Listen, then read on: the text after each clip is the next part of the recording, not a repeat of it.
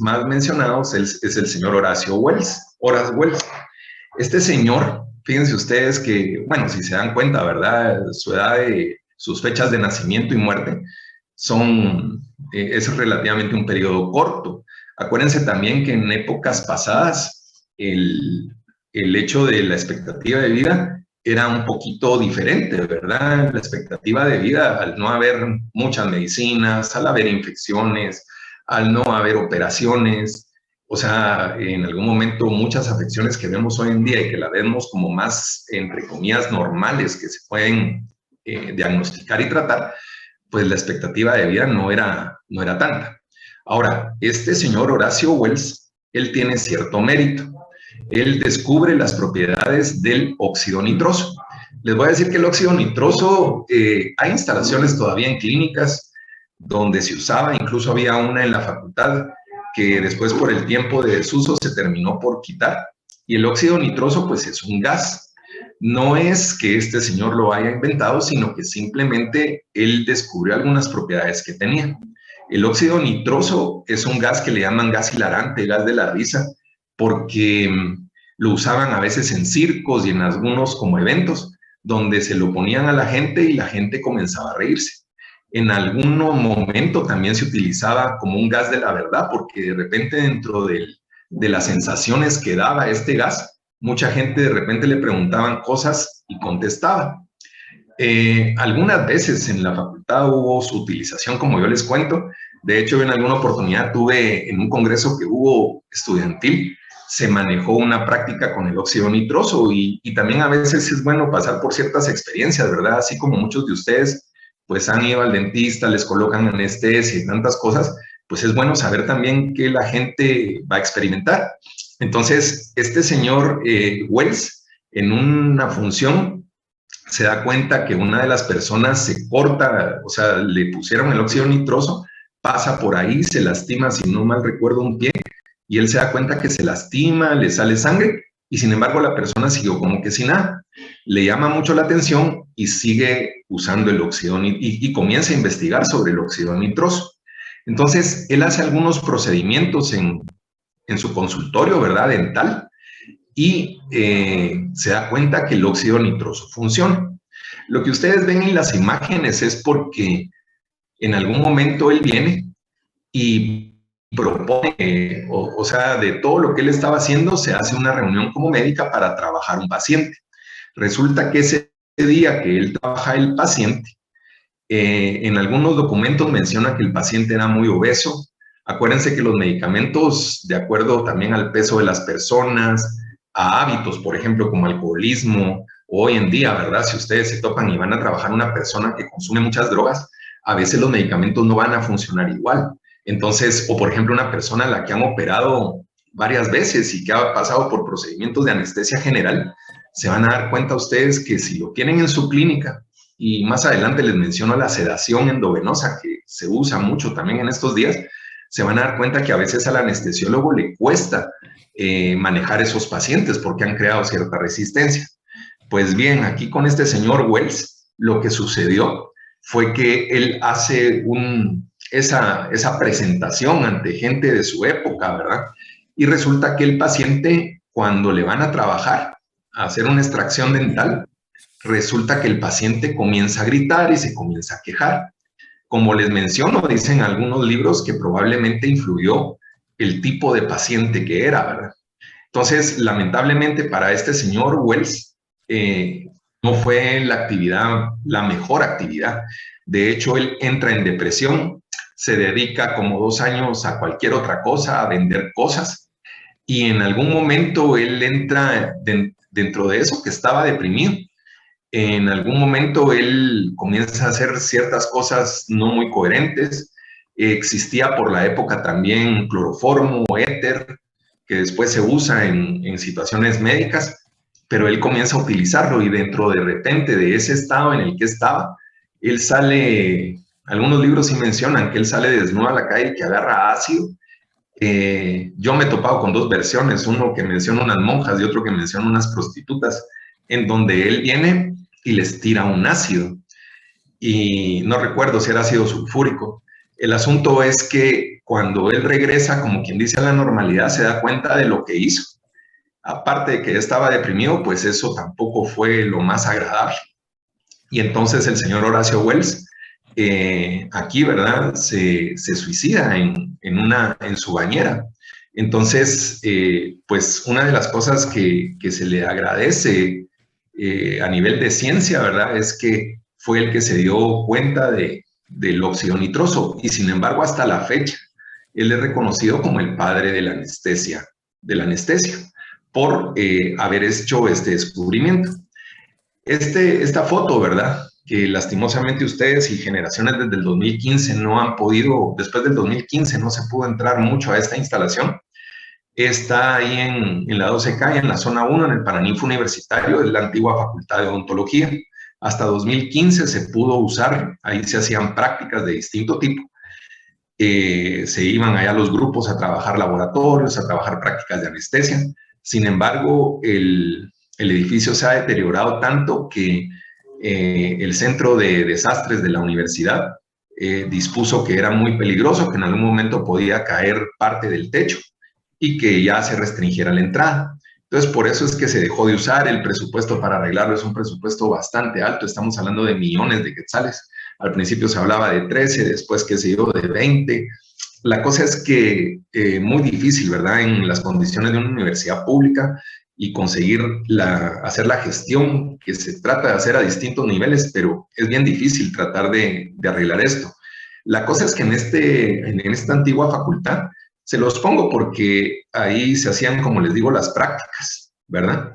Y por allá a la izquierda, ahorita se las voy a enseñar un poquito más grande, por ahí en alguna de las paredes estaba, porque se retiró para resguardarla, una plaqueta, donde si ustedes la leen, ¿verdad?, y están hablando de Guatemala, es el homenaje de la Facultad de Odontología a Horacio Wells. Y le ponen la fecha de 1844, y esta plaqueta la pusieron en 1944, que más o menos son 100 años de que él hace el experimento con el óxido nitroso.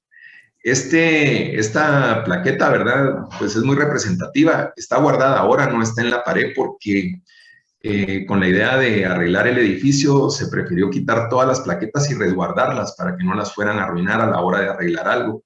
Pero ahí está guardada. Y en ese centenario, pues como 4 años, perdón, después de que la facultad inicia como facultad. En 1940 es cuando se funda la Facultad de Odontología, después de pasar por una etapa de instituto y de escuela.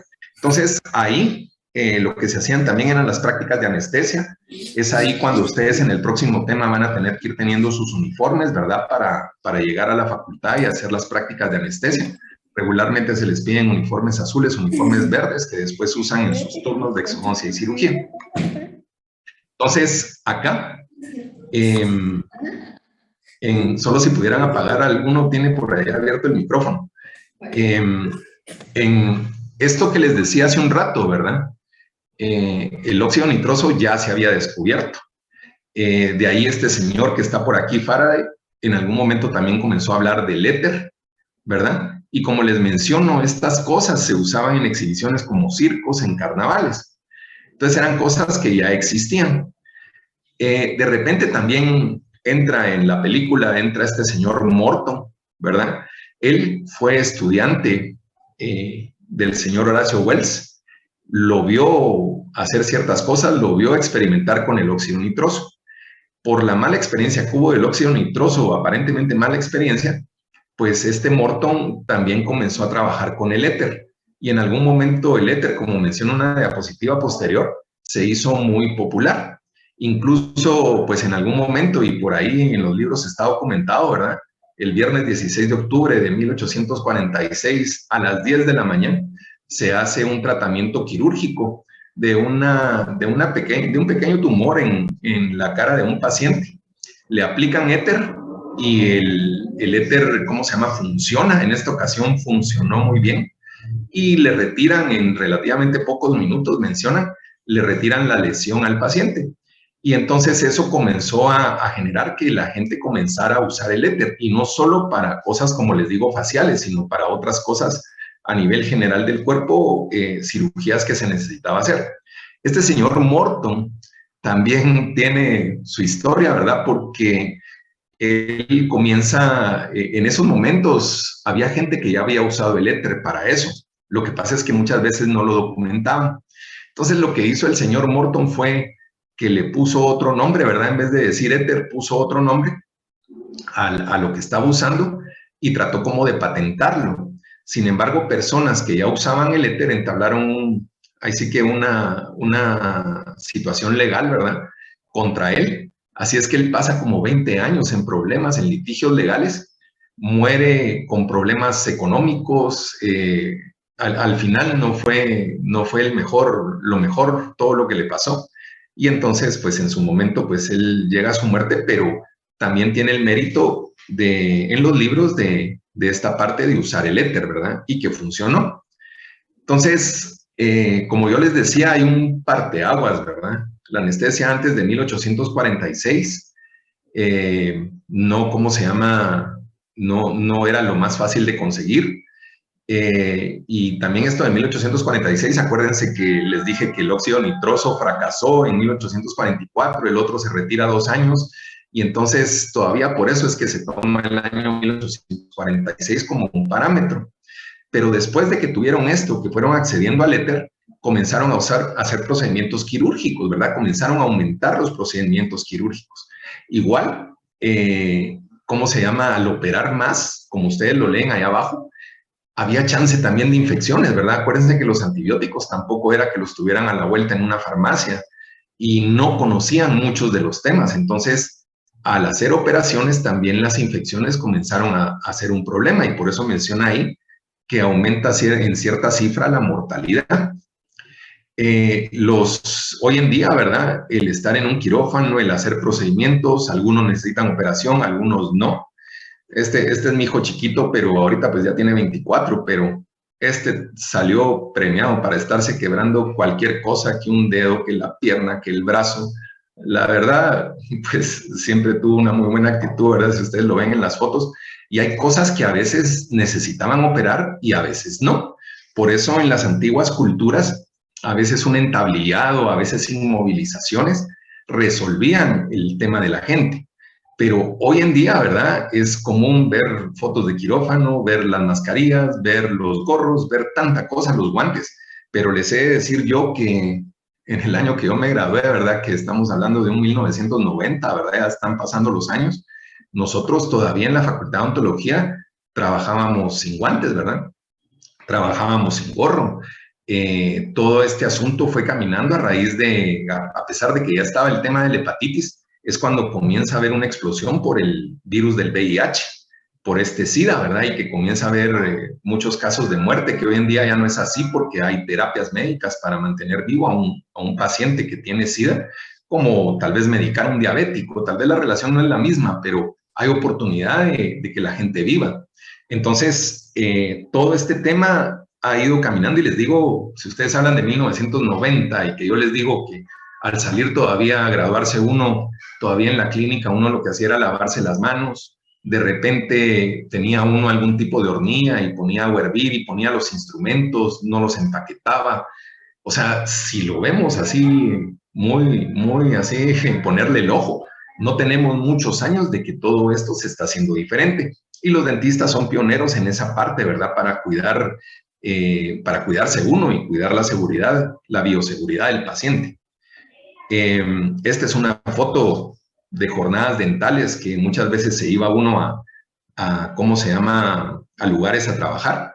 Y si ustedes lo miran, pues ahí es como tal cual, como se los estoy diciendo. O sea, esa época me tocó a mí. Es una época donde, si ustedes se fijan, pues sin guantes, sin mascarillas, trabajando como se puede. No sé si ustedes ya han tenido alguna clase, yo creo que ya tuvieron clases de fija, pues la persona que está aquí está un poquito borrosa la foto, pero es el doctor Otto Guerra Quattrini, ¿verdad? Que el doctor es una excelente persona, ¿verdad? Muy buena gente también, un muy buen profesor. Y pues él estaba por aquí, ¿verdad? Su novia, no me acuerdo, y que es actualmente su esposa, en algún momento, en alguna otra foto que no está aquí, aparece, ¿verdad? Él estaba acompañando en la jornada, pero es para que se den una idea, ¿verdad? Si ustedes pasan el tiempo, pues muchas veces las jornadas cambiaron, ¿verdad? Y entonces esta foto, que a pesar de que es de un año tal vez 2010, 2009, pues se mira la diferencia de cómo se trabajaba antes y cómo se trabaja ahora. Entonces, todo eso tal vez ustedes no lo vivieron, pero les va a tocar seguramente ir mejorando, así como nos tocó con este virus del coronavirus, cómo nos toca irnos protegiendo más, ¿verdad? Las caretas y hacer buches con el paciente y tantas cosas, ¿verdad? Sin embargo, el dentista, pues, gracias a Dios ya venía acostumbrándose a eso y no fue un cambio tan radical, ¿verdad? Ahora, como les decía, todo esto pasó porque se popularizó el uso del éter. Entonces, el éter en algún momento tampoco era el producto ideal, o sea, tampoco era que funcionara bien en todos los casos y por supuesto que la gente se fue dando cuenta. Entonces, cuando comienza todo este asunto, también como les decía, por ahí aparece el cloroformo, ¿verdad? Todavía aquí regreso un poco a 1847. Incluso se está hablando ahí en partes que tienen que ver con obstetras, ¿verdad?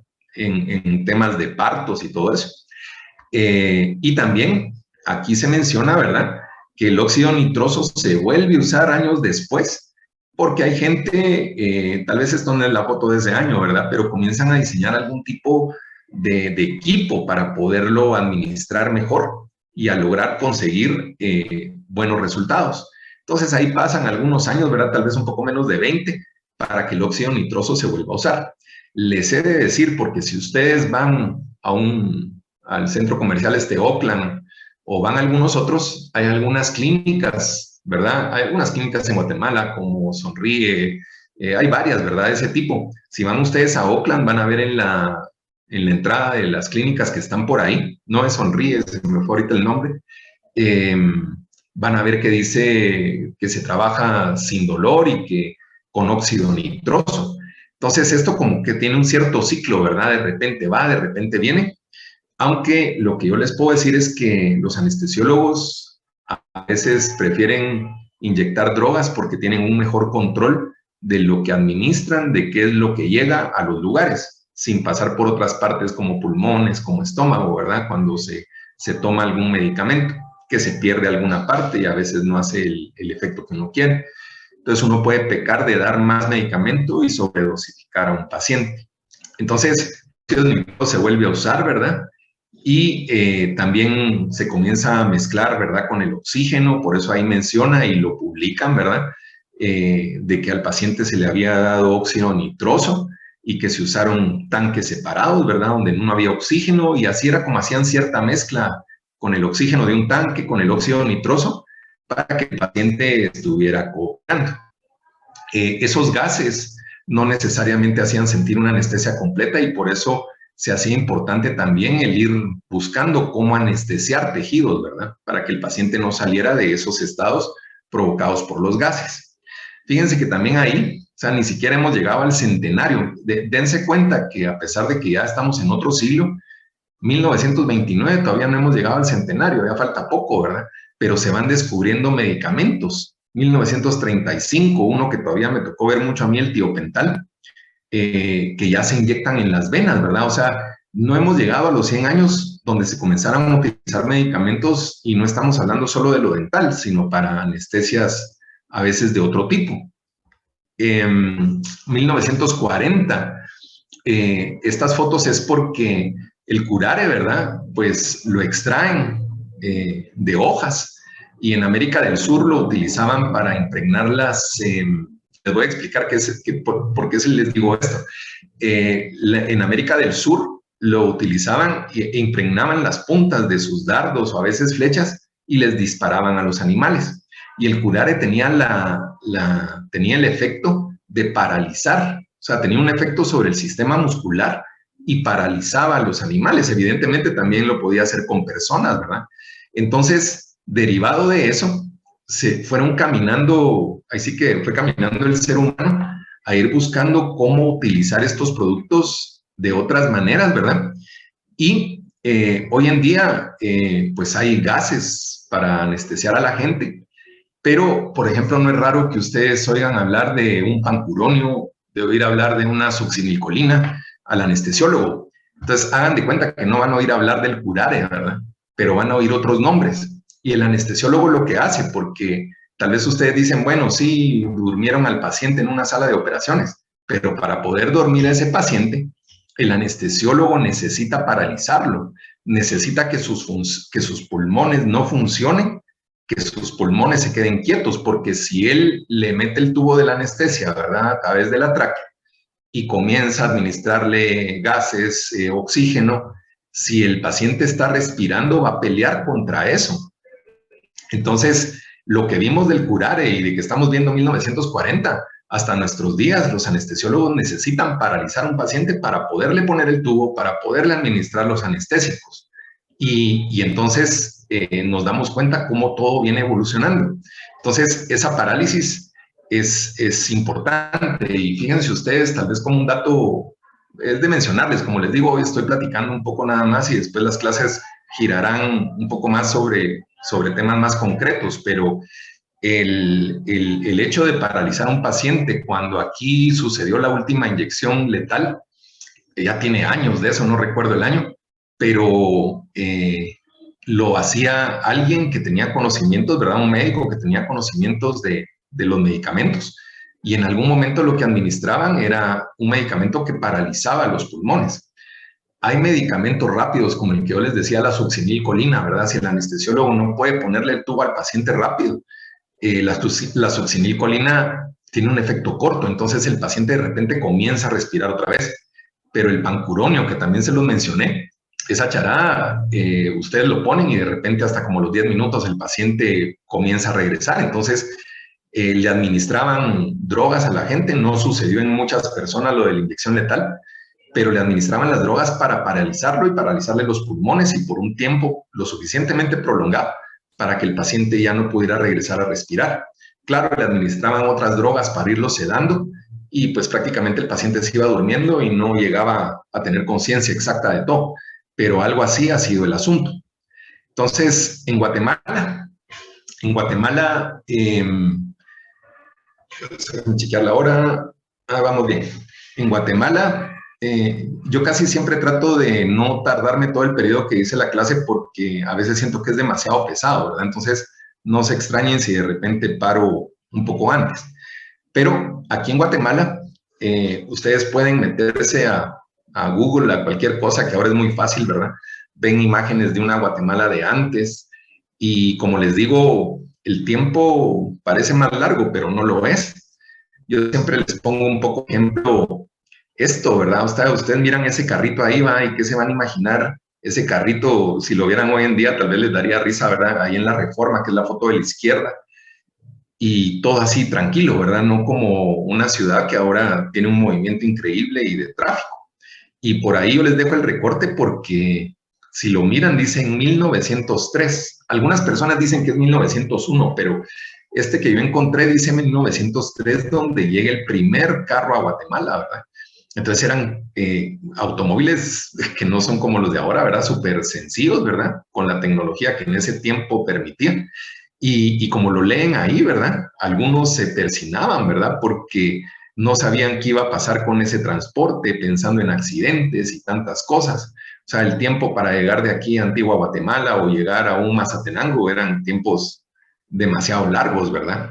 Entonces, así como en este ejemplo de la ciudad, de los carros, de todo eso, así todo ha ido caminando muy despacio. Y en países como el nuestro, que no iban a la vanguardia, pues las cosas fueron llegando también tiempos después, igual que el COVID, ¿verdad? O sea, estamos viendo todo lo que pasa en Europa y todo eso y de repente ya sabemos más o menos qué va a pasar. Y dentro de lo malo ha sido una ventaja ver la experiencia de las primeras, segundas, terceras, cuartas olas en los otros países. Esta es una foto de la antigua facultad ahí en la zona 1, el edificio que les mencioné, ¿verdad? Como les digo, pues todo así, ¿verdad? Sin cosas de mayor protección en temas de bioseguridad.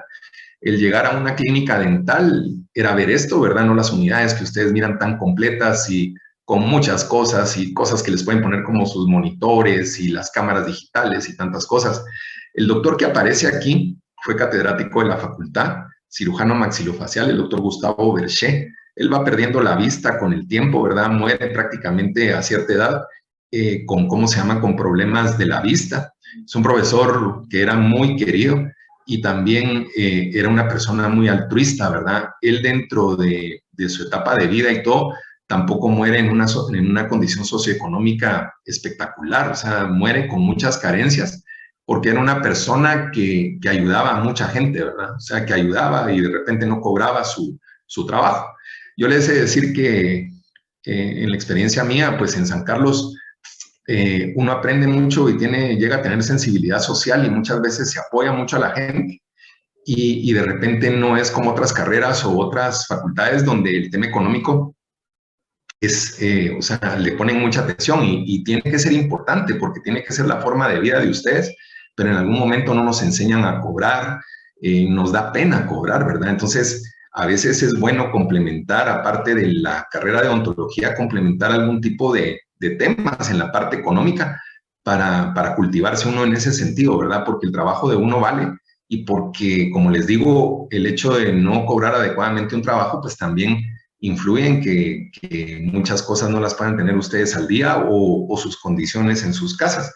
Estas fotos a mí me gustan porque el consultorio del doctor, estas me las facilitó el doctor Fernando de León Moreno, que ya murió, ¿verdad? Que trabajó con el doctor Berché. Y si ustedes se dan cuenta, pues aquí hay unas barras, ¿verdad? Porque se usaban los motores que eran de cuerda con poleas. Ustedes apachaban un pedal y se movían las poleas y eso hacía girar una cuerda y daba vuelta a un barreno a muy baja velocidad. Por eso era que era muy común en las épocas anteriores abrir cavidades, ponerles pasta y después obturar en otra cita, porque era muy lento, se calentaba el diente. Después fueron apareciendo las piezas de mano de alta velocidad y si ustedes se fijan en el consultorio del doctor, pues ya había esa mezcla, ¿verdad? Él aquí tiene empotrada dentro de la unidad, tiene una unidad para trabajar con alta velocidad. Entonces, a mucha gente le tocó ese traslape, ¿verdad? Yo me recuerdo que cuando a mí me toca en tercer año los laboratorios en la facultad, nosotros fuimos casi la primera promoción, les estoy hablando del año 86, casi la primera promoción que entra usando unidades de este tipo en los laboratorios. Todavía, no recuerdo si fuimos la primera o la segunda, pero todavía a mí me tocó ver a gente cargando sus motores de cuerda para trabajar en la facultad. Entonces, les digo, 86, 80, sí que si le dicen 85 para acá, no es una cantidad exagerada de años. Y pues ahí está el doctor Berché unos años más adelante en oficinas de la zona 1, ¿verdad? Los anestésicos locales, y como les digo, no se preocupen mucho por apuntar ahorita porque solo estamos platicando, ¿verdad? Los anestésicos locales interrumpen la conducción nerviosa. Cuando ustedes lean su libro o le den ahí el vistazo, van a ver que mencionan el ejemplo de una dinamita que le prenden fuego a la mecha y que si le echan agua a la mecha en alguna parte ya no va a caminar y no va a explotar la dinamita. Y ese ejemplo que les ponen en el libro, pues lo comparan para que ustedes tengan idea de lo que es interrumpir una situación de conducción nerviosa. Los anestésicos locales, como lo dice aquí abajo, también la ventaja es que aunque el nervio sea un nervio más sensitivo o más motor, que nosotros, acuérdense que tenemos muchísimo que ver con el trigémino, ¿verdad? Es uno de los nervios que más nos van a ocupar para trabajar. Ese trigémino, ¿cómo se llama? Es un nervio muy sensitivo y que ustedes deben de conocer a la perfección. Pero, por ejemplo, en la cara también tenemos el nervio facial, ¿verdad? Que es un nervio motor, que es un nervio que les mueve su boca, que les mueve su nariz, que les mueve sus ojos. Entonces, son nervios importantes que están por ahí. Entonces, los anestésicos locales en algún momento deben tener la cualidad de ser reversibles, ¿verdad? Que no se queden por mucho tiempo así la gente. Entonces, claro, cuando hablemos ya más específico del tema, vamos a ver algunas teorías que hay, ¿verdad? De cómo actúan los anestésicos locales, pero hagan de cuenta que el tema es interrumpir la conducción. Si bien el libro menciona la mecha que le prenden fuego y se moja, pues puede ser una reja, puede ser una pared. La conducción nerviosa, ¿verdad? Depende de ciertas cosas. Ustedes van a leer su libro, van a ver un poco lo que es el sodio, lo que es el potasio, lo que es el calcio, el intercambio que tiene. Hay unos poros donde el sodio penetra la fibra nerviosa. Y entonces, cómo los anestésicos locales actúan a esos niveles, ¿verdad? Y tienen que ver con el sodio, con el potasio, con calcio, para poder interrumpir la acción nerviosa. Entonces, aquí, si lo miran, ¿verdad? Vamos a ver si lo puedo regresar. Aquí, por ejemplo, estamos hablando que de repente ustedes tienen una puerta y necesitan cerrar esa puerta y van a ver sodio, potasio, calcio. En su libro les menciona que la teoría del calcio, la que está ejemplificada aquí, tal vez no es la más aceptada, pero eso pues ya lo vamos a ver más despacio. Antes, una de las teorías decía que los anestésicos locales tomaban el lugar del calcio y hagan de cuenta que cerraba la puerta. Entonces ya no había conducción nerviosa. Entonces, todo eso lo vamos a ver un poco más despacio. El primer anestésico local, porque dentro de este tema, nosotros tenemos que llegar a conocer varios anestésicos para poder trabajar, ¿va? Ustedes, este tema de la anestesia y las técnicas de anestesia es algo que tiene que ser, dentro de lo a veces árido, que puede ser un poco el tema, es un tema importantísimo para ustedes, porque si ustedes quieren trabajar como dentistas, tienen que poner y saber poner anestesia. Si van a hacer extracciones, si van a hacer cirugías, si van a hacer operatoria, fija, lo que ustedes quieran, necesitan conocer cómo trabajar la anestesia local.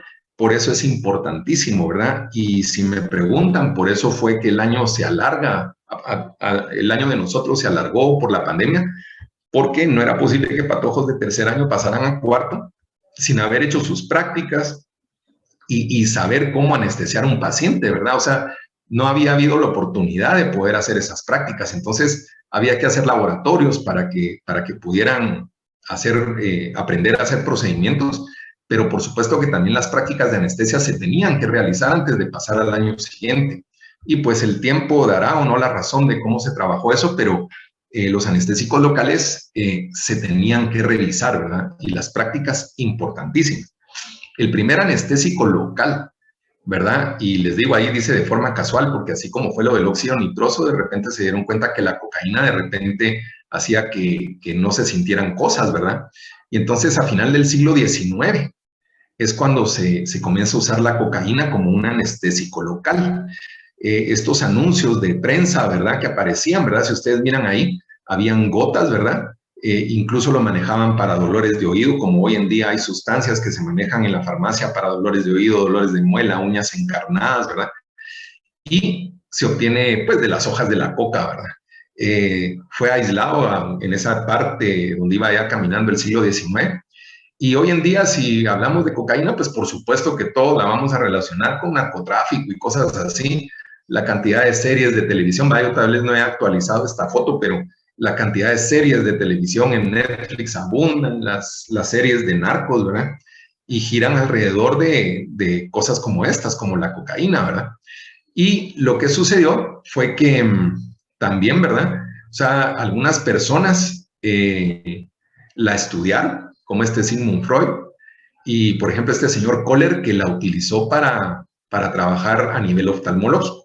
Sin embargo, poco a poco, cuando la fueron usando, pues se fueron dando cuenta que no tenía todos los efectos ideales, ¿verdad?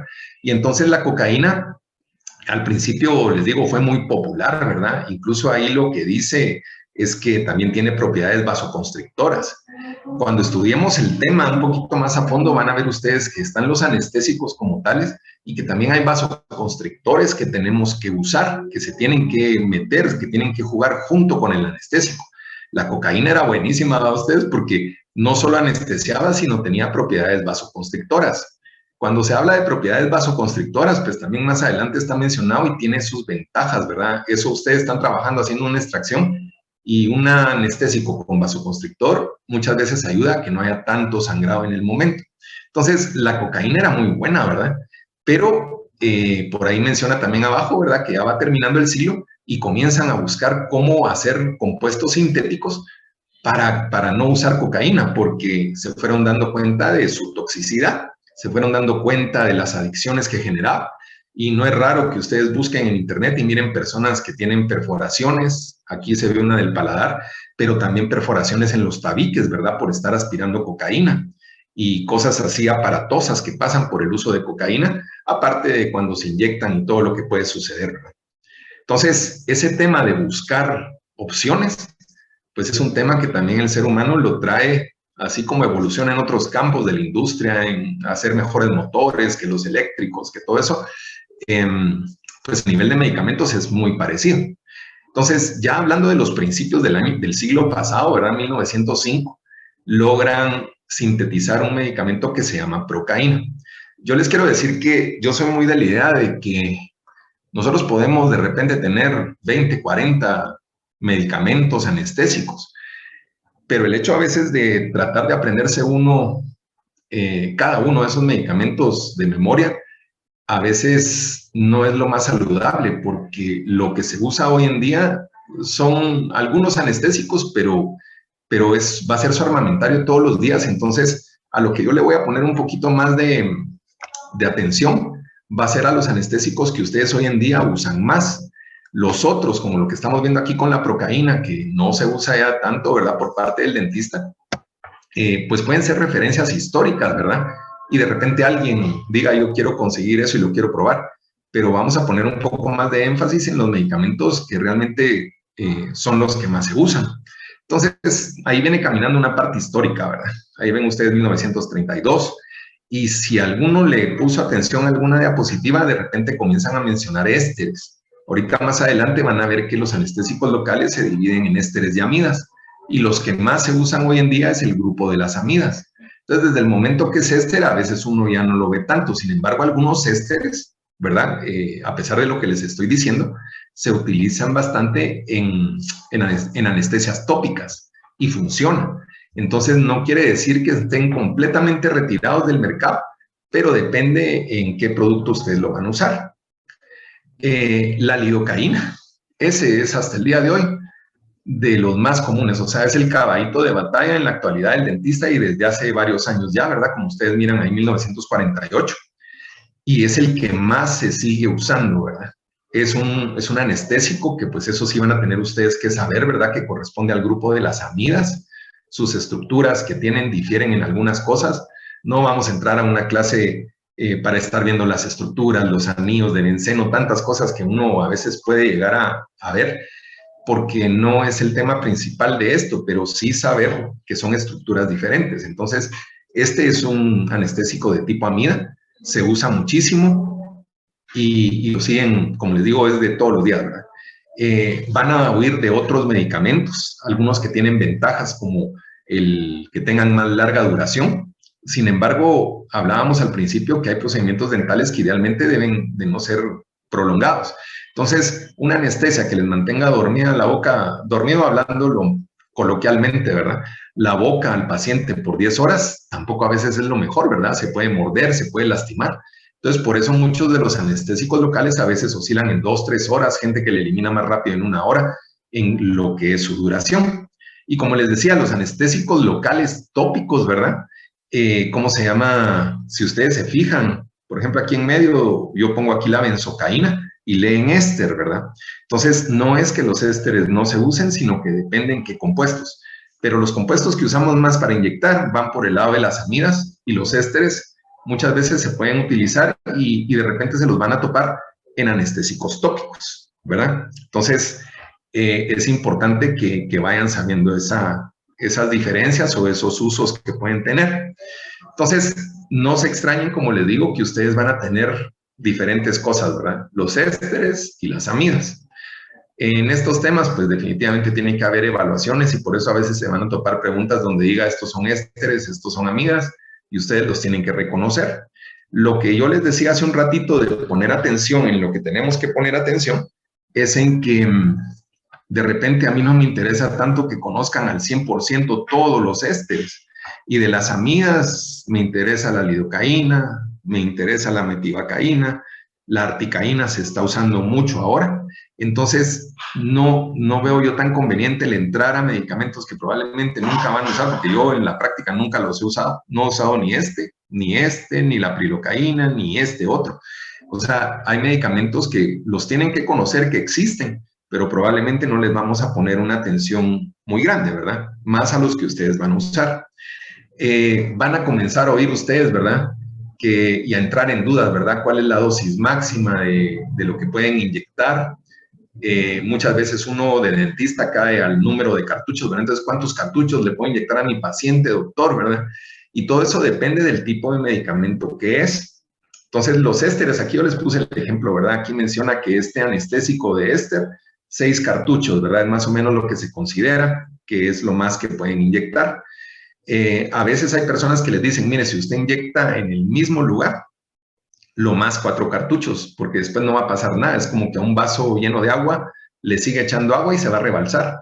Entonces, en general, ¿verdad? De repente ustedes dicen, bueno, el doctor dice que ahí 6 cartuchos es lo máximo, de repente 4 lo más de esto en ese lugar, o de repente 2 más en otro, pero a nivel sistémico pueden haber repercusiones, por eso tienen que tener cuidado en no manejar un número tan elevado de cartuchos que su paciente ya comience a tener efectos adversos. Entonces, estas tablas, como les digo ahorita, no le pongan tanta atención. Lo que me interesa ahorita es, por ejemplo, si ustedes miran, ¿verdad? Aquí dice la lidocaína como tal pura, porque acuérdense que les conté que la cocaína sí tenía un efecto vasoconstrictor. Pero aquí, esta, se pueden poner 8 cartuchos. Esta otra, como ya tiene vasoconstrictor, a veces pueden poner más cartuchos. La razón es que los vasitos de sangre se aprietan, ¿verdad? Las arterias, y el anestésico se elimina más lentamente. En cambio, cuando no hay vasoconstrictor, se elimina más rápido, entonces puede llegar a lugares más rápido y provocar efectos tóxicos. Entonces, por eso es que con el vasoconstrictor, ustedes a veces pueden administrar un poco más de cartuchos. Y es lo más frecuente usar la lidocaína con epinefrina al 1 por 100,000, que dice aquí, que también vamos a ir viendo poco a poco en las clases todo lo que quiere decir eso. Es de lo más común que ustedes van a usar. Y entonces así pasa con todo. Si ustedes se vienen para abajo, ¿verdad? Aquí dice que la mepivacaína solita, poner 7 cartuchos, pero si ya tiene el vasoconstrictor, que pueden haber distintos vasoconstrictores, ¿verdad? Aquí dice epinefrina, aquí dice cobefrin, neocobefrin, pueden poner más cartuchos. Entonces, todo eso lo vamos a ir aclarando más despacio. Y les digo, de los más comunes, ¿verdad? Y hay personas que a veces por algunas afecciones de salud no se pueden usar vasoconstrictor. Uno de los más usados es la mepivacaína. Entonces, le vamos a poner atención a ese para que ustedes tengan a su disposición ciertas opciones, ¿verdad? La duración, fíjense que si ustedes se fijan, ¿verdad? La lidocaína, y como les digo, no le pongan tanto coco a todo esto, ¿verdad? Y aquí ya se van dando cuenta que vamos enfocando nomás al grupo de las amidas. La lidocaína por sí sola, de repente 30, 60 minutos, pero si ustedes le meten con vasoconstrictor, algunas gentes pueden llegar a 6 horas, de repente otras 3 horas, de repente alguien lo eliminó en 1 hora, como yo les decía, pero en promedio, cualquiera de estos, ¿verdad? Que ustedes le pongan vasoconstrictor, ¿verdad? Por ejemplo, este que no vamos a verlo tanto, 30, 90 minutos, pero con epinefrina, el efecto anestésico dura más horas. Entonces, es importante el saber eso. Y ahí, pues, yo lo reduje a 2 de los que son los más comunes, ¿verdad? La misma lista, solo que reducida a lo más común. Entonces, a este le vamos a sumar un poquito más el tema de la articaína porque se está usando más. Pero estos son de los más importantes que vamos a revisar. El metabolismo, pues ustedes tienen que saber también, acuérdense que la persona pues no es un objeto, ¿verdad? Ustedes tienen que hacer una muy buena historia clínica para evitar complicaciones y, por ejemplo, se van a dar cuenta que las amidas se metabolizan en el hígado, que los ésteres tienen que ver algo con el hígado, pero también con el plasma. Entonces, cuando ustedes hacen historias clínicas, por ejemplo, van a trabajar con un paciente que tiene una afección fuerte en el hígado, que tiene una cirrosis, lo que ustedes quieran, pero que esté afectando hígado, muchas veces eso va a hacer que ustedes tengan cierta precaución, ¿verdad? No poner demasiada anestesia, poner lo necesario, irse con más cuidado porque el paciente, su hígado no está funcionando bien. Entonces, hay muchas condiciones médicas que tienen que hacer que ustedes, al tener una buena historia clínica, consultas con el médico, si el paciente necesita, o sea, si el paciente tiene afecciones, a veces uno no se lo sabe todo, ¿verdad? Y yo quisiera que eso, pues, sí lo tomaran en cuenta, o sea, uno no se sabe todo. Y el paciente puede venir y decirle a uno que se va a tomar, que se toma 10 medicamentos o 5, y uno no los conoce. Entonces uno trata de investigar, es una gran ayuda el internet ahora porque lo investigan rápido, pero siempre ante cualquier duda. Ustedes no piensen que ustedes pueden manejar solitos al paciente. Si necesitan consultas médicas, las mandan y que el doctor autorice dependiendo de lo que ustedes van a hacer. Una consulta muy normal es gente a veces que viene con afecciones de corazón. Es muy normal, ¿verdad? Y uno le pregunta al médico, mire, voy a hacer 5 extracciones o usted recomienda si puedo hacer menos, le tendría que inyectar 4 cartuchos, le puedo poner vasoconstrictor, usted prefiere que no. Y entonces toman una decisión en conjunto cuando es necesario, porque si no después el paciente puede tener una emergencia y lo primero que va a pasar es que el médico le va a decir que ni siquiera le preguntaron, ¿verdad? Entonces, esa parte, acuérdense que a ustedes les va a tocar todavía más que a nosotros, la parte de las demandas, los temas legales, y todo es sujeto de una demanda, ¿verdad? En Estados Unidos eso es un tema aparte, ¿verdad? Incluso los dentistas pagan seguros para cubrirse ante demandas, ¿verdad? Entonces es delicado y por eso es que ustedes tienen que hacer una excelente historia clínica y las consultas que crean necesarias. Casi todos, pues prácticamente los anestésicos se eliminan a nivel renal. Va a venir por ahí una persona y le dice, mire doctor, estoy dando de lactar, mi bebé está pues con pecho. Y entonces también a veces se elimina por la leche.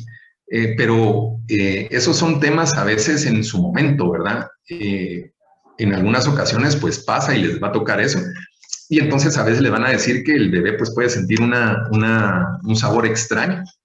Y eso tendrá que pasar con las horas. Entonces muchas veces le piden a esa gente que ustedes saben que está dando de mamar, le dicen, mire, con estos tiraleches o estos sacaleches, guarde leche para que en lo que la anestesia se va eliminando, que pueden ser 3 horas, 6 horas, usted le pueda dar al niño eso, ¿verdad?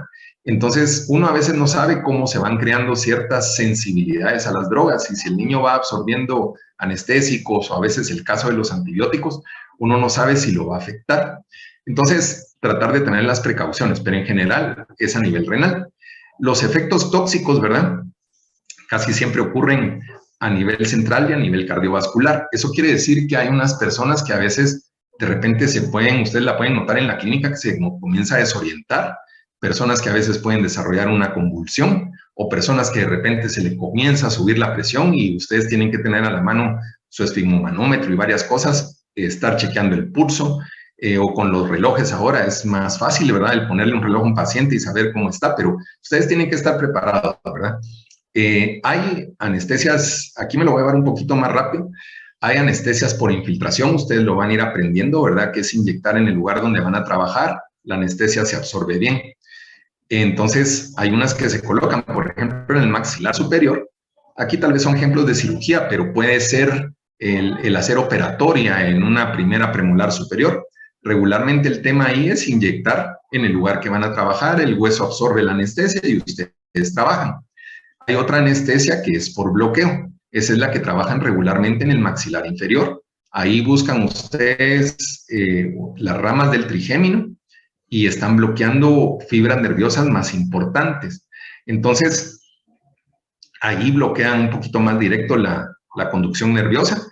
Y la razón por las que les mencionaba la articaína es porque la articaína hoy en día tiene propiedades. Antes, le decían a uno que abajo solo por bloqueo, porque el hueso era muy duro, muy denso, y los anestésicos locales no pasaban como pasa en el maxilar superior.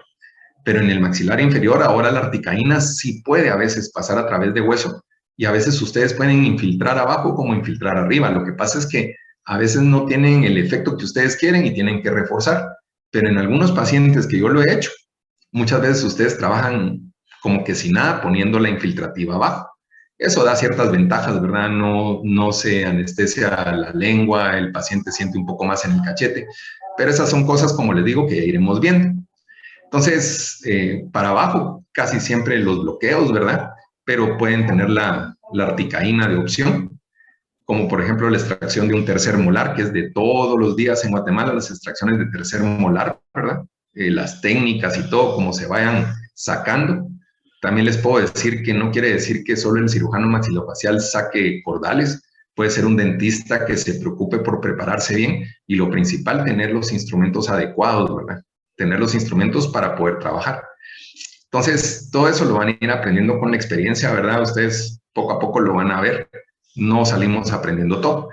Con los vasoconstrictores, así como los anestésicos, hablábamos de las amidas y los ésteres, los vasoconstrictores también los vamos a tener que ver porque vienen aparte del anestésico, los cartuchos de anestesia traen vasoconstrictores cuando tienen que traerlos, traen también algunos preservantes que también tenemos que revisar. Y entonces, como hemos estado platicando, ¿verdad? En general, pues estos hacen que tarde más el efecto anestésico, pueden poner un poquito más de anestésico y también en algún momento ayudan a que no haya tanto sangrado. Eso es relativo, hay gente que a veces sí sangra, ¿verdad? Pero en general ayudan un poquito con el sangrado. Ustedes pueden tener campos operatorios un poquito más secos, ¿verdad? Secos entre comillas, y a veces son más escandalosos cuando trabajan sin vasoconstrictor, pero a veces es necesario. Entonces, aquí también, ¿verdad? Uno de los más usados, la epinefrina, es de los más usados, es uno de los que tenemos que ver un poco más despacio, pero existen mucho más, ¿verdad? Y algunos los tienen que conocer porque algunos de estos pueden tener efecto en una persona embarazada. Las personas embarazadas, pues en el segundo trimestre es regularmente el tiempo más adecuado para trabajarles, segundo trimestre de embarazo, pero no quiere decir que ustedes no se toquen con una emergencia que hay que atender en los primeros meses o en los últimos. Muchas de las recomendaciones giran en que a veces hay niños que nacen con malformaciones, a veces hay abortos, a veces hay varias cosas y la gente puede atribuir a su tratamiento dental eso. Entonces, por eso el segundo trimestre, que es donde el niño ya se formó, es un poco más seguro y es el que se recomienda para hacer algún trabajo dental, si es necesario, ¿verdad? Pero si ustedes tienen una emergencia, lo van a tener que hacer. Y, por ejemplo, la felipresina que está aquí abajo, la fenilefrina, perdón, esa a veces puede provocarles un problema con gente que está embarazada, ¿verdad? Sí puede a veces provocar algún problema serio. Entonces, por eso tienen que tener cuidado, por eso lo tienen que conocer y por eso también en ese momento, quién la está tratando, ¿verdad? Y que su ginecólogo dé luz verde para hacer el procedimiento. A veces el problema va a ser que se atienen en el ICS y citas que no les dan a cada rato. Entonces, es un poco más complicado, pero tienen que tener cuidado. Y la epinefrina, que como les digo, lo vamos a ver más despacio, ¿verdad? Hay unas cosas importantes, ¿verdad? Esto lo vamos a ver más despacio, esto de aquí arriba y también esto de aquí abajo. Pero es importante que no se use con vasoconstrictor, que no se use el vasoconstrictor en los extremos, ¿verdad? Aquí van a ver ustedes los dedos de manos y pies, las orejas, la nariz y el pene. Si ustedes ponen vasoconstrictor en los dedos, en la punta de los dedos y todo, a veces de repente puede haber una necrosis porque cortan la circulación y de repente se les complica. Entonces, en algunos lugares es preferible sin vasoconstrictor. Y como les digo, estos son cosas generales, ¿verdad? Hay un tabú, algunas de estas fotos las repito yo en cuarto año con ustedes en otro tema que doy en cuarto de infecciones, pero así como en los antibióticos, en las infecciones hay tabús, aquí con los vasoconstrictores también. Si a ustedes el paciente les dice que está malo del corazón, regularmente el dentista dice entonces a este no le pongo vasoconstrictor y usan otro anestésico. Yo aquí lo que les puedo decir es que a veces el paciente va a generar estrés. El paciente va a generar estrés y ¿cómo se llama? Y uno secreta adrenalina. Entonces, ustedes no le están inyectando epinefrina, pero ese paciente está tan estresado y tan nervioso que secreta adrenalina y se le va a subir la presión. Entonces, a veces tiene uno que ser cauto y tiene que analizar muy bien, porque puede ser que le pueda poner vasoconstrictor a un paciente que tenga problemas de presión y el paciente la va a pasar más tranquilo y por consiguiente no se le va a subir la presión. Entonces, ese tema es complicado. Ese tema de a quién le pone uno y a quién no, a veces varía. A veces el médico recomendó no vasoconstrictor y ustedes en el momento lo tienen que usar, pero por eso es importante monitorizar al paciente, su presión, su pulso, todo eso, ¿verdad? Y por aquí sí menciona una cuestión, el hipertiroidismo no controlado. Ese sí puede crear una emergencia, realmente una emergencia muy grave en la clínica, un paciente se puede poner muy mal. Entonces, evidentemente, si el paciente tiene hipertiroidismo, lo van a saber con un buen diagnóstico, con verlo, y porque tiene ciertas características, y saber que el médico autoriza su tratamiento. Entonces, con el hipertiroidismo hay que tener ojo ustedes, el paciente se puede poner muy grave hasta morir por una crisis tiroidea, se llama una tormenta tiroidea, se llama el asunto. Una cosa que les quiero llamar la atención, fíjense que ustedes van a tener el cartucho de anestesia. El cartucho de anestesia, casi siempre cuando ustedes lo miran, dicen, ah, sí, ese cartucho trae tantos mililitros. Solo que acuérdense que aquí tenemos que hacer una diferencia. O sea, por ejemplo, ustedes tienen este bote de café. Sin embargo, aquí dice contenido neto 200 gramos. No les está diciendo que aquí cabe 1 litro. En esta botellita, ustedes están viendo que cabe 1 litro de agua. No les están diciendo cuántos gramos de agua hay, por ejemplo, ¿verdad? Entonces, el anestésico local, por ejemplo, aquí, ustedes van al súper y si ustedes se fijan, muchas veces el cuento de yogurt a pesar de que es tal vez como espeso, pero es un poquito no sólido, ¿verdad? Ustedes se van a dar cuenta que los botes de yogur dicen 900 gramos.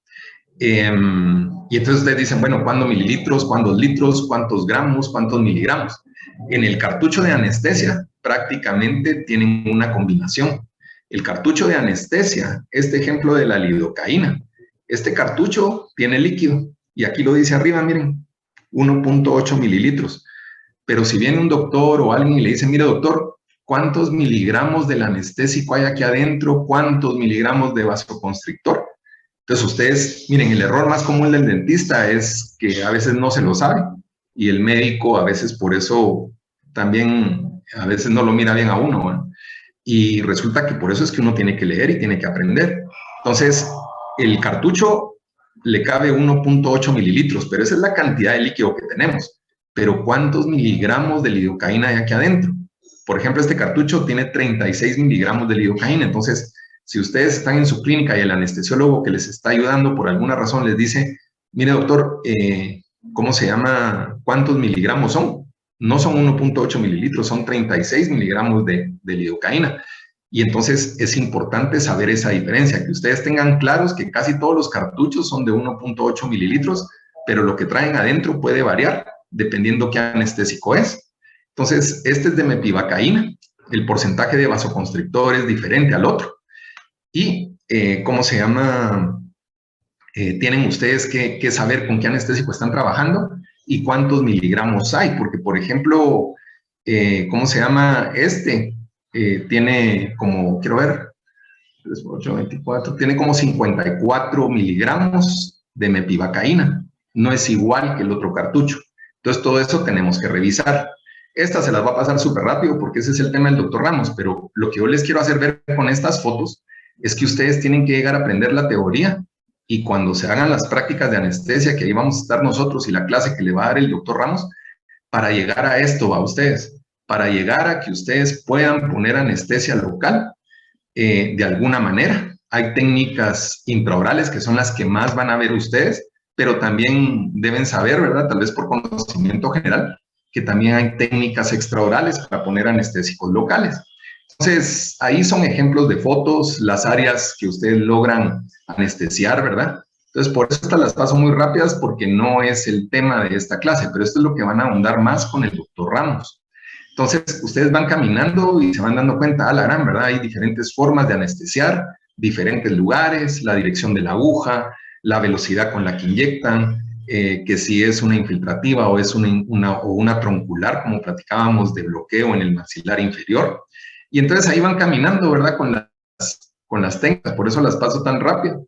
Algunas van a fallar, tal vez en el labio una infiltrativa, ¿verdad? No bloquear. O sea, ustedes van a ir aprendiendo poco a poco con la experiencia. Y también hay nervios dentales que se pueden anestesiar tomando ciertas referencias. Incluso aquí porque era con fines didácticos, ¿verdad? Realmente la aguja está cortada ahí, no es que esté adentro. Y ¿cómo se llama? Hay marcadores que se pueden esterilizar y ustedes pueden hacer marcas en la piel, pueden inyectar diferentes nervios, así como se pone una inyección, ¿verdad? Y entonces ustedes tienen que saber que tal vez no va a ser lo que más ahorita se van a revisar, que también hay forma de anestesiar dental de forma extraoral, pero no es lo que se hace comúnmente, ¿verdad? Entonces por eso es que no se le pone tanto énfasis. Y pues estas son fotos ya de hace algunos años, ¿verdad? Y ojalá regrese la facultad a sus carreras, a sus reuniones, a sus fiestas, a sus selecciones de reina, tantas cosas que no se hacen ahora, ¿verdad? Entonces, como les digo, ¿verdad? Esas son fotos de ahí del Paraninfo que ustedes ya vieron, ¿verdad? Los profesores ahí trabajando, el doctor Denis, el doctor Cheu, lo que pueden hacer extraoral. Y entonces, ya casi vamos a terminar ustedes. En esta clase es donde tal vez yo me tardo un poquito más en la introducción, pero las otras vamos a tratar de manejar un tiempo más prudente, como 1 hora. Esto porque es muy general. Anestesia, la anestesia local. Hoy en día se hace mucho sedación, que el anestesiólogo llega a la clínica, le pone algunas drogas a su paciente y ustedes pueden trabajar. Y también la anestesia general, que idealmente en hospital, ¿verdad? Entonces ahí van caminando ustedes con diferentes formas de trabajar. Esas son fotos de antes del quirófano de la facultad, porque también se dan sedaciones en la facultad cuando se necesita y el paciente lo acepta y lo puede pagar, ¿verdad? Hay una práctica en quinto año donde ustedes aprenden a poner soluciones, a poner sueros, a inyectar para que lo miren, ¿verdad? Y cómo se llama, ahí van con todo ese tema, ¿verdad? Entonces, claro, el anestesiólogo va a ser importante si ustedes trabajan con uno para poderles apoyar en muchas cosas que ustedes no van a saber, para monitorizar al paciente, para evaluar el riesgo a veces de algo en el paciente. Drogas que se usan, ¿verdad? En sedaciones, el propofol, midazolam. El propofol, como dato curioso, si lo quieren tener, es que también se usa para anestesias generales. Pueden ustedes solo estar inyectando propofol y anestesia general. De hecho, Michael Jackson, cuando muere, es por una sobredosis de propofol, porque a él le inyectaban para que durmiera en aquel como su sarcófago de vidrio, donde él creo que era para estar respirando oxígeno más puro, si no me acuerdo mal. Pero Michael Jackson, este chiste no deja de ser verdad, ¿verdad? Porque él hizo tantos cambios en su cara, ¿verdad? O sea, la verdad, se le pasó la mano, ¿verdad? Y fue demasiado. Algunos dicen que por alguna enfermedad, algunos dicen que pues él quiso parecerse a Diana Ross, que era una cantante que él, ¿cómo se llama?, quería mucho, ¿verdad? Pero son cosas que pasan, ¿verdad? Y él muere por una sobredosis de un anestésico como este. Entonces, tienen que monitorizar al paciente. Ya vamos a terminar ustedes. Como les digo, perdonen, tal vez si ocupamos más tiempo de lo que es prudente, pero es solo una clase introductoria, ¿verdad? Cómo el anestesiólogo maneja a los pacientes, niños pequeñitos que no se dejan trabajar, ¿verdad? O sea, a veces cuesta, hay que trabajarlos de otra forma, y dientecitos como en esa foto que están provocando una úlcera en la lengua, ¿verdad? Entonces, hay que verlo, hay distintos tipos de anestésicos, ¿verdad? No es que use el anestesiólogo, no es el tema de nosotros. Anestesias generales, procedimientos como labio y paladar hendido, que pues el niño tiene que estar muy quieto. Algunas personas a veces en operaciones de estas las hacen con anestesia local, pero tiene que ser un paciente que coopere mucho. Pero la anestesia general les deja trabajar más tranquilo, ¿verdad? Entonces, ahí van caminando ustedes, ¿verdad? Y les digo, los procedimientos los tienen que evaluar muy bien para tratar de hacerlos lo mejor posible. Y a veces es prudente algo así, a veces no, una anestesia general o una sedación. Esto que se lo vuelvo a recalcar, lo que les he estado diciendo en toda esta clase, una muy buena historia clínica, ver bien al paciente, un examen radiográfico a usted, y no es lo mismo, ¿verdad? Estos son mis dos hijos, solo que uno, como les digo, ya tiene 24, el pequeño, el grande tiene 29. No es lo mismo un paciente viejito que un paciente niño, ¿verdad? O sea, en cómo ha caminado la persona, problemas de corazón, problemas de diabetes. O sea, hay muchas cosas que ustedes tienen que ver en una historia clínica. Es importantísima la historia clínica. El interrogatorio, ¿verdad? De todo lo que ha pasado antes, los medicamentos que consume. Esa evaluación clínica es importantísima, ¿verdad? Ver lo que van a hacer. También, ¿cómo se llama? No es lo mismo de repente una extracción de un diente que está más completo que otro que está más fracturado, el tiempo que les va a tomar, que si hay enfermedad periodontal, que si va a ser más fácil la extracción o el tratamiento de hacer un injerto. Hay muchas cosas, ¿verdad? Que si hay patologías también, de eso va a depender también tratamientos con anestesia general o sedaciones, el manejo de infecciones dentales, los anestésicos, si ustedes lo inyectan donde hay pus, generalmente no funcionan, entonces hay opciones de poner el anestésico. Ahora hay tomografía, se pueden apoyar con muchos estudios de imágenes para prever dificultades en lo que ustedes van a hacer. Las emergencias van a estar a la orden del día, ¿verdad? No es lo más común en la facultad. A la gran, yo tal vez hemos tenido, que yo me acuerde, no pasa de 5 emergencias que yo he visto en la clínica de la facultad. 5, 7 tal vez, no sé, pero tal vez el tema sería no decir 5, tal vez decir que no han pasado de 10 de las que yo he visto. Hay casuísticas en otros países, aquí en Guatemala es muy rara el hacer estadística, ¿verdad? Aquí habla de cuántos dentistas, lipotimia son desmayos, son mareos, y de repente ustedes miran, ¿verdad? Bastantes se marearon, tal vez no comieron, tal vez se pararon muy rápido, tal vez sí les afectó el anestésico, otros que tuvieron problemas porque le balearon sus signos vitales, algún otro se le bajó el azúcar. Entonces, emergencias pueden tener. Los anestésicos pueden provocar emergencias, depende si el paciente es sensible, tal vez nunca usaba anestésicos. Y, ¿cómo se llama? Hay opciones, ¿verdad? Lo vamos a ir viendo más despacio cuando el paciente tiene una alergia a un vasoconstrictor, a un preservante. Entonces lo vamos a ir viendo más despacio. Las emergencias ocurren muchas durante el tratamiento, pero muchas ocurren antes o después, y por eso es importante la historia clínica, importante ver la edad, importantes citas no tan prolongadas. Y acuérdense que ahora los pacientes se automedican, los pacientes ahora con medicamentos, tal vez si no existieran estarían en sus casas, pero ahora pueden caminar y llegar. Entonces, los tienen, el consejo es examinarlos muy bien, ¿verdad? O sea, tienen que verlo muy bien, cómo maneja el estrés, ¿verdad? Eso es importante para ayudarse ustedes. Y chequear los signos vitales, que eso es de cajón, ¿verdad? Estar chequeando los signos vitales. Por ahí en algún tema, si no estoy mal en quinto, el doctor Ramos les pone un poco más de atención a esto de clasificaciones de pacientes, ¿verdad? Un paciente sano y normal, ASA 1, hasta pacientes que a veces ya están muertos, con muerte cerebral y son pacientes donadores, pasan por ciertas etapas, ¿verdad? Entonces, esas clasificaciones, pues las pueden ver, medidas de emergencia que tienen que saber también, el hacer un RCP, una resucitación cardiopulmonar. Me va a tardar 5 minutos más, ¿verdad? Como les digo, yo voy a tratar de ser más corto en las próximas clases. Cuando ustedes inyectan anestesia para anestesiar en el maxilar inferior, a veces un error muy común es que inyectan no donde es, sino se van un poco más atrás e inyectan en la parótida. En la parótida pasa el nervio facial y el nervio facial va a generar que el paciente de repente no pueda cerrar el ojo. Cuando a mí me pasó la primera vez en la facultad, yo estaba pálido, ¿verdad? Y cuando ya hablé con el doctor, me dice, no, no tenga pena, usted inyectó un poco la parótida, pero en 2-3 horas eso va a pasar. Solo dígale al paciente que esté cerrando con su mano el ojo, que lo mantenga lubricado para que no se vaya a lastimar el ojo. Y aunque no pueda también mover un poco la boca, el ojo y todo eso, eso va a pasar. Entonces, sí pasa, ¿verdad?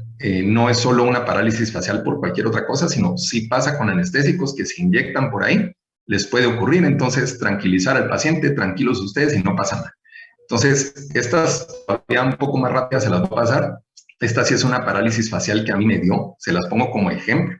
Y el cuidado principal es el ojo, solo que a mí me duró como 7 meses. Fue una parálisis, no sé, la verdad es que no sé exactamente qué pasó, pero es una parálisis que duró mucho tiempo. Y por eso yo les voy a poner unas fotos aquí. A la gente, pues uno la mira normal y no pasa nada, ¿verdad?